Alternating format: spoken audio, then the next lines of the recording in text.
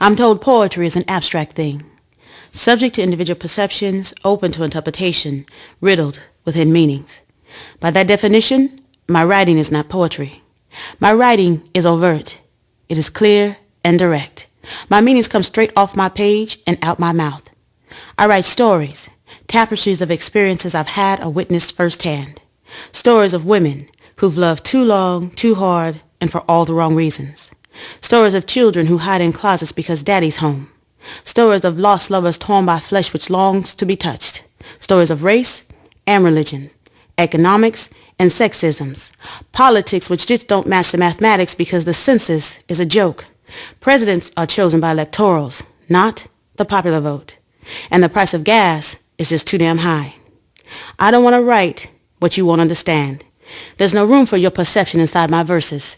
My stanzas lack abstract images. Africa is dying of AIDS. All of New Orleans needs to be rebuilt. There are children being left behind.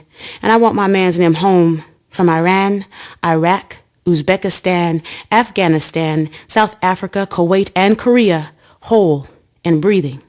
Yet the academic establishment of poetry says that I am not a poet.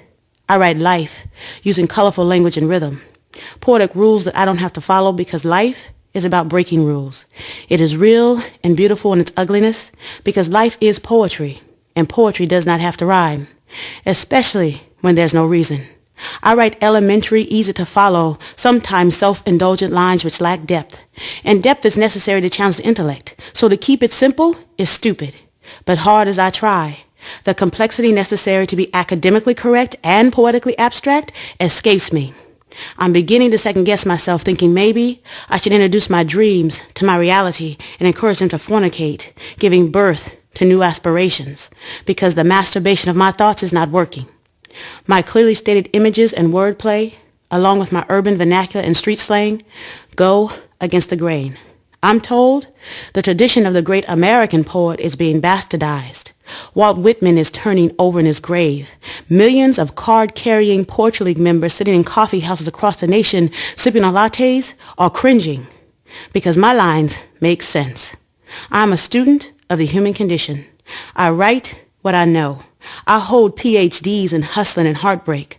Writing religiously to document my take on my surroundings, I am a card-carrying member of Life's Church, tithing to homeless veterans who greet me on the street holding cardboard signs which read, "I'm not gonna lie to you. I need a drink. God bless you." Contributing to a building fund every American man, woman, and child should understand. Now, if all that's not poetic, sistren and brethren, you need to check your basic comprehension skills because the American dream is being written in freestyle verse and prose poems. Poetry is happening on stages and microphones. The quiet souls of dead poets are being reborn and resurrected in the openly loud mouths of spoken word artists. And whether you like it or not, we have something to say. And Langston Hughes said that was the only prerequisite for writing. I live to write, and I write to breathe. I dream of being a great poet, writing sonnets to be studied for generations to come. Yet my tendency to write with clarity eliminates the need for your perceptions. You can't ponder me or analyze what it is you think I mean.